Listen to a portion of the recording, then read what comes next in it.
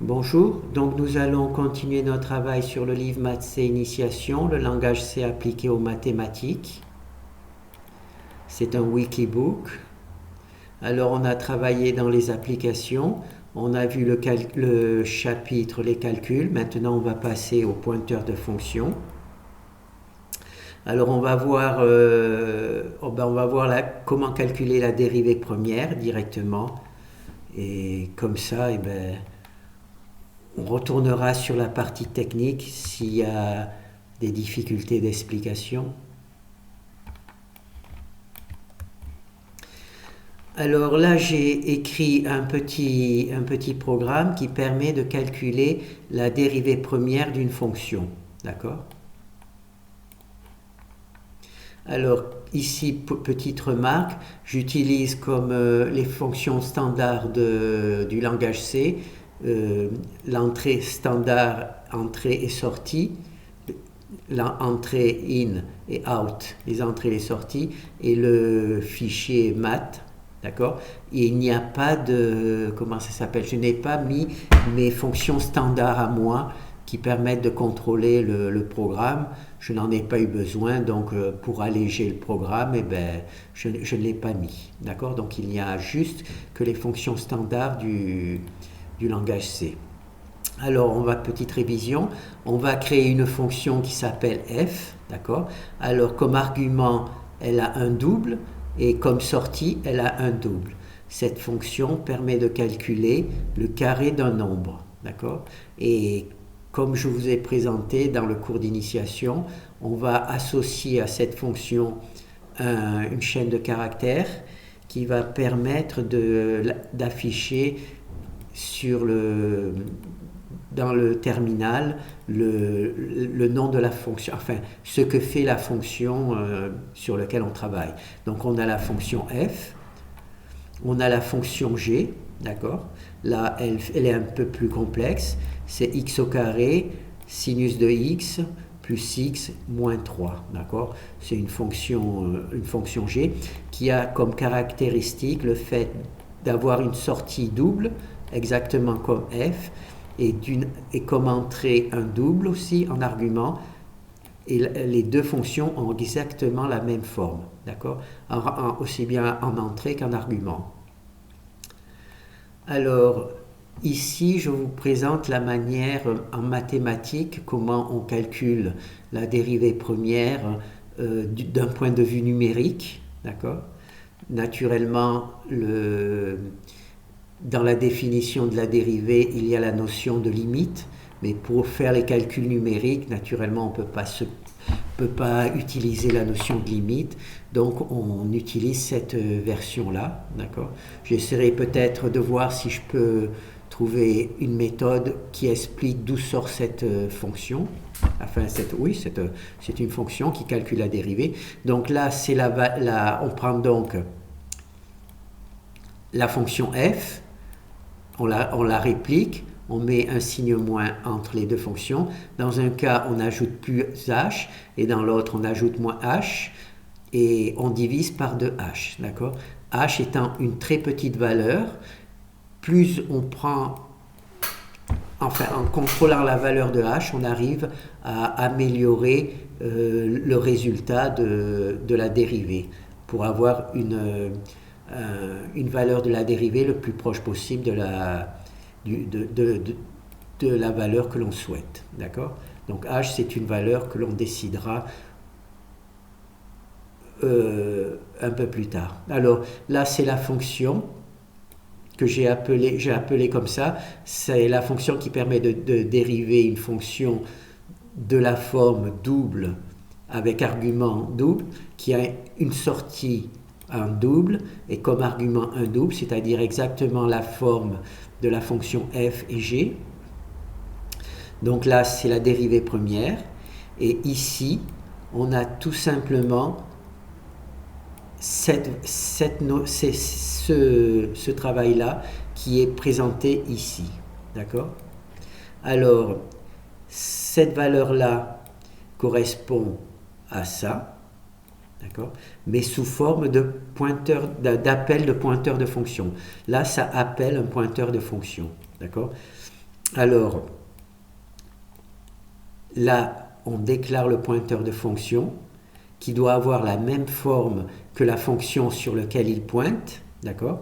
Alors moi, ici, j'ai appelé f et j'ai choisi de mettre p souligné pour indiquer que c'est un pointeur de fonction, mais ce n'est pas obligatoire. Hein. Ce qui est obligatoire, c'est la petite étoile et puis la parenthèse. Et ensuite, il faut que ce qui sort de la fonction et ce qui rentre dans la fonction ait la même forme que les fonctions sur lesquelles on va pointer. Donc c'est bien le cas pour la fonction f et c'est aussi le cas pour la fonction g. Elle a la même forme que ce pointeur-là. D'accord? Alors ici, c'est la valeur, on va donc calculer la dérivée première de la fonction sur laquelle ce pointeur va pointer au point A, et h permettra la précision du calcul. D'accord? Alors on reconnaît f de a ici, voilà. Voyez, on reconnaît ici cette valeur a plus h, et là c'est simplement l'appel de pointeur. Là on reconnaît a moins h, et là on reconnaît l'appel de pointeur. On pourrait faire ça, f, voilà, ça, si ici on met f, d'accord, si ici on met f, et si ici on met g, en entrée, hein, sans ça, si on appelle g, on aura g ici, d'accord.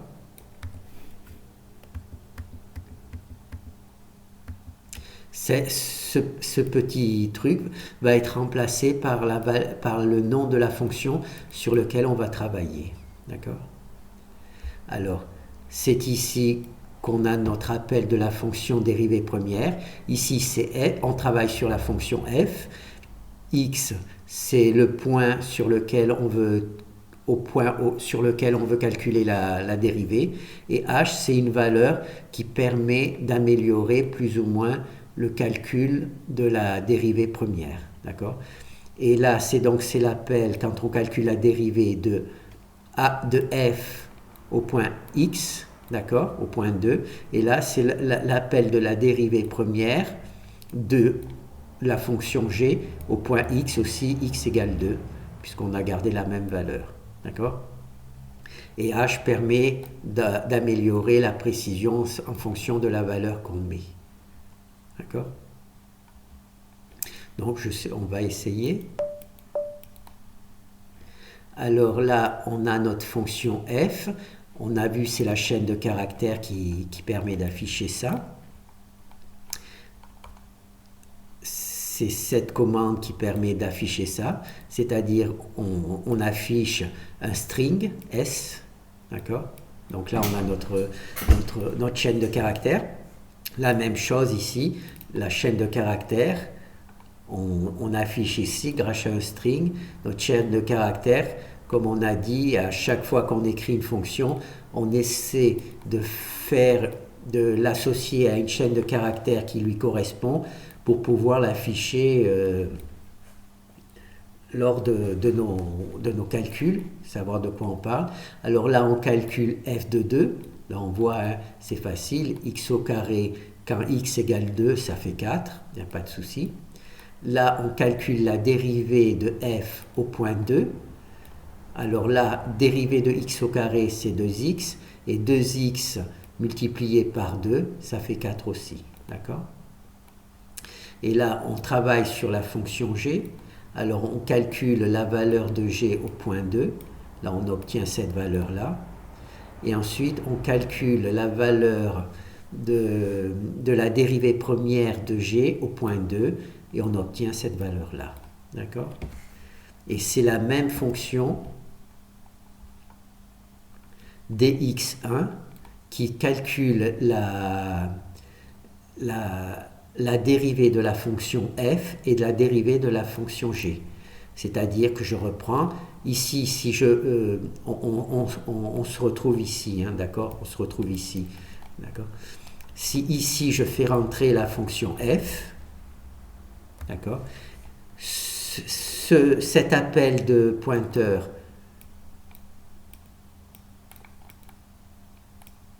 cet appel de fonction va être transformé lors de la compilation par f, et ici ça va être remplacé par g, d'accord. Et donc on va avoir, ça va être par f aussi, d'accord. Et donc là ça va calculer la dérivée première de la fonction f au point a, d'accord. Et si à la place de rentrer f, je rentre g, et bien ici il va y avoir g, et ici il va y avoir g. Et on reconnaît tout à fait comme ça la même opération. Voilà. C'est ce que permet justement les pointeurs de fonctions. Ça permet d'écrire des fonctions qui sont, disons, qui sont indépendantes de la fonction sur laquelle on veut travailler. Elles ne dépendent pas des fonctions sur lesquelles on travaille. Si on n'utilisait pas la fonction double comme ça, d'accord, on serait obligé, naturellement là, il n'y a plus de trucs, donc on serait obligé d'utiliser ce type de travail.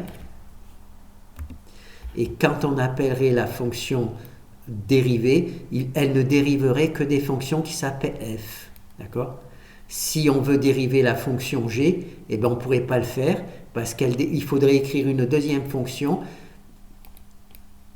par exemple x2, pour dériver les fonctions qui s'appellent g. D'accord. Plutôt 2, j'appellerai g. Voilà. Et si je veux dériver une fonction h, il faudrait que j'écrive une troisième fonction dérivée qui s'appellerait h pour dériver les fonctions qui auraient pour nom h. D'accord. Et à chaque fois, il faudrait faire une fonction différente pour calculer le dérivé de toutes les fonctions qui ont un nom différent. Et grâce au pointeur de fonction,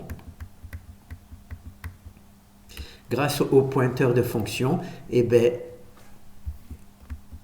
grâce au pointeur de fonction, on peut rentrer dans la fonction sur laquelle on veut travailler toutes les fonctions à partir du moment où elles ont la même forme que la fonction qui est appelée dans cette fonction truc. D'accord?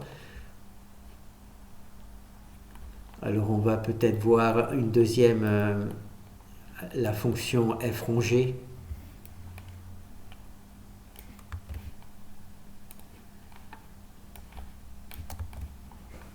Alors là, on fait la même chose. Donc on déclare une fonction, d'accord, c'est la même ici, c'est la x au carré avec sa chaîne de caractères pour pouvoir l'afficher. Ensuite, on crée une deuxième fonction g, par exemple, avec la partie numérique et là la chaîne de caractères pour pouvoir l'afficher. Cette fois-ci, c'est 2x plus 3, d'accord, elles sont plus simples. Ce qui doit être important, c'est que les deux fonctions ont la même forme. Il sort un double et comme argument, elles ont un double. Il sort un double et comme argument, il rentre un double. D'accord? Il faut que les deux fonctions aient la même forme. Là, on va calculer la fonction f rongée. Alors, vous vous rappelez, la fonction f rongée, on commence par calculer g et ensuite, avec ce résultat, on calcule f. D'accord? C'est ici que cela se présente. Donc ici, on a la fonction, on rentre cette fois-ci deux pointeurs de fonction. D'accord? Là, c'est la valeur au point auquel on veut travailler. Ici, c'est a. D'accord? Alors, la fonction f rongée commence par calculer la valeur de la fonction ici a, au point a, et ensuite, elle applique la fonction g. Donc là, la même chose. Si je rentre ici f, voilà. Autant le faire. Si je rentre ici f, ici il va y avoir f. Ah ben non, c'est pas de chance. Si je rentre ici F, non, je vais faire la même truc. Si je rentre ici G, je vais commencer par calculer la valeur GA. Et si ici je rentre la fonction F, je vais ici calculer F de A. D'accord? Je calcule d'abord G de A et ensuite F de A. D'accord? Maintenant, si je fais l'inverse, si ici je rentre F, je vais d'abord calculer F de A. D'accord?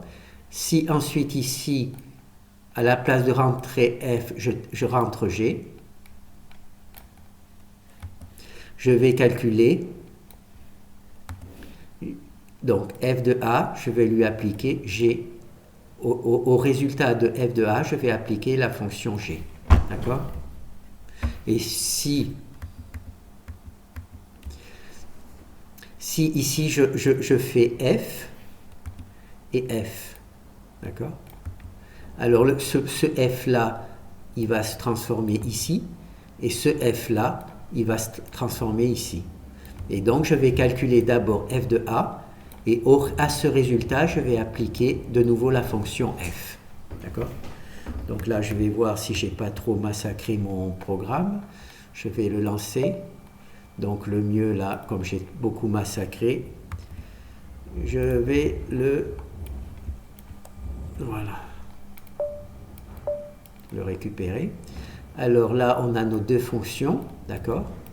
On les voit sous la forme de chaîne de caractères. C'est pour ça que c'est important d'associer la fonction numérique, d'associer à la fonction numérique une chaîne de caractères. Donc ici, comme vous avez vu, je calcule d'abord G de 2, G de 2, et ensuite, au résultat, je calcule F, d'accord? J'obtiens 49.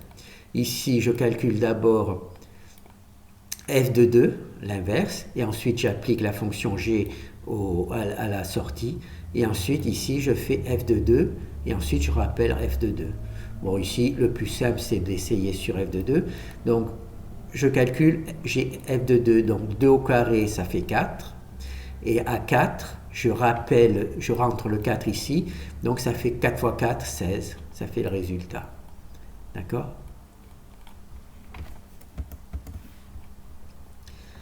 Alors, vous regarderez sur Wikibook, donc il y a des explications plus importantes. Alors, oui, donc la fonction, voilà, donc là c'est ici, on rappelle, donc ça c'est ma fonction f rongée. Alors ici on appelle un pointeur. Un pointeur, ça a exactement la même forme, ça doit avoir exactement la même forme que la fonction sur laquelle il pointe. Donc ici, double en sortie et double x en argument.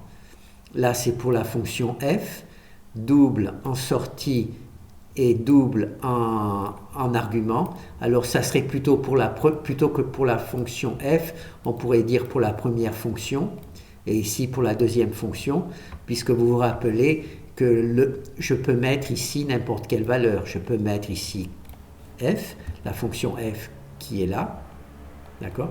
Mais je pourrais très bien aussi mettre, où c'est qu'elle est passée? Je pourrais très bien mettre aussi g. C'est justement ça qui est très fort. F ou G, d'accord? N'importe quelle fonction du moment qu'on fait. Donc là, on va refaire l'exercice. Ici, on va mettre F et G. Ce qui se passe, c'est tout simplement que cet appel de pointeur de fonction va être remplacé par G, d'accord? Et cet appel de pointeur va être remplacé par F. Et donc on va calculer G de A. Ensuite, le résultat va être appliqué à la fonction F. Si je fais l'inverse, c'est-à-dire que je mets G ici et F ici, alors le G va être remplacé par la fonction F et l'appel du pointeur f va être remplacé par la fonction g. D'accord? Et donc on va calculer f de a suivi de g de a, de g de f de a. D'accord? Voilà. Donc il n'y a rien de particulier. Hein. Donc ici on voit l'appel pour f et g. Là on voit l'appel pour g et f, c'est ce que j'ai fait tout à l'heure dans la fonction même si c'est un peu ridicule. Et là c'est l'appel double ff. D'accord? Voilà. Donc on se rappelle ici une chaîne de caractères, il faut naturellement la chaîne de caractères ici. D'accord? On ne met pas le nombre de la longueur, c'est le compilateur qui le calculera par lui-même. D'accord? Donc là, on a notre chaîne de caractères qui est affichée grâce au pourcentage S. La S c'est string pour chaîne de caractères. D'accord? Ici, on affiche la valeur de A sur lequel on travaille. Et ensuite, ici, on affiche le calcul de la fonction G, G rond F. D'accord? Et là, c'est pour les fonctions F et G, la G rond F et FF. D'accord? Voilà. Donc, je pense que ça devrait être bien. Donc on a vu la calculer, on peut jeter un coup d'œil sur les notions de pointeur. Oui, peut-être qu'on va faire cette remarque. F et G sont des pointeurs. Et F parenthèse et G parenthèse sont des fonctions. Donc là, il faut faire la distinction. Quand on met F tout seul et G tout seul, on travaille avec des pointeurs, des adresses. Et F de X et G de X, ça par contre on travaille avec des fonctions. Voilà. Quand on appelle les fonctions dans quand on fait appel à des fonctions en argument, on met juste F et G. On ne met pas avec les parenthèses. Puisque les parenthèses, c'est la vraie fonction, alors que là, c'est l'adresse de la fonction. D'accord? Alors, pour déclarer un pointeur de fonction, alors, on prend la sortie de la fonction sur laquelle on veut travailler. Il faut qu'il y ait la même sortie sur le pointeur de fonction. On prend comme argument le même argument que la fonction sur laquelle on veut pointer. Et ensuite, ici, on met deux parenthèses, une étoile. D'accord? Moi, j'ai choisi de mettre P majuscule suivi d'un sous-tiré et le nom d'une fonction. D'accord? Mais ce n'est pas obligatoire. Vous pourriez trouver une autre présentation pour les pointeurs de fonction. Moi, j'ai choisi ça, mais peut-être même que je n'utilise pas toujours cette même méthode. Alors, là, c'est la déclaration du pointeur de fonction. D'accord? C'est ici. Voilà, là, on déclare des pointeurs de fonction. D'accord? Qui ont exactement la même forme que la fonction sur laquelle elle pointe. Et là, c'est un appel à une fonction. D'accord? Ça, c'est l'équivalent de ça. D'accord? Donc ici, on appelle une fonction. Ici, on déclare un pointeur de fonction qui a cette forme-là. Et là, on appelle la fonction qui pointe à l'adresse PG. D'accord? On appelle la fonction. Et là, on appelle la fonction qui pointe sur lequel ce pointeur pointe. Voilà. À l'adresse où se trouve cette truc. Donc là c'est un appel de fonction. Il faut bien faire. Hein. Là, c'est déclaration d'une fonction. Et là, c'est un appel à une fonction. D'accord? Et là, c'est l'adresse. Là, c'est l'adresse d'une fonction. D'accord? Là, ce sont des fonctions, f et g. Là, on appelle une fonction sur laquelle ce pointeur pointe. D'accord? On appelle donc une fonction. Et cet appel, c'est l'équivalent de f de a. D'accord? Là, p de f, f et g, ce sont des pointeurs. Il n'y a pas de parenthèse. Par exemple, on peut donc jouer sur les pointeurs. Si on fait que p de f égale g, d'accord, on écrit p de f égale g, et dans ce cas-là, on peut directement appeler la fonction. Si on a une fonction graphique qui travaille sur qui appelle des fonctions, eh bien, on peut soit appeler par rapport au pointeur p de f, pardon, p de g, oui, le pointeur p de f, soit on peut appeler directement la fonction g. Ces deux choses seront équivalentes. D'accord? Mais par exemple, ça ne sert à rien de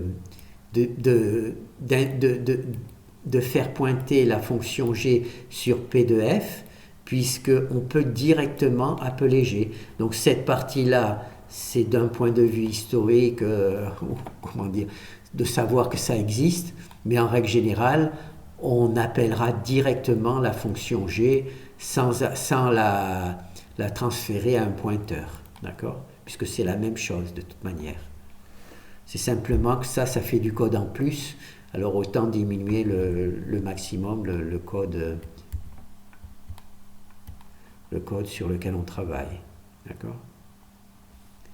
Bon, ben je pense que là on a fait un petit peu tout le tour, hein, de ce que je voulais faire. Bon, et ben bon courage. Merci.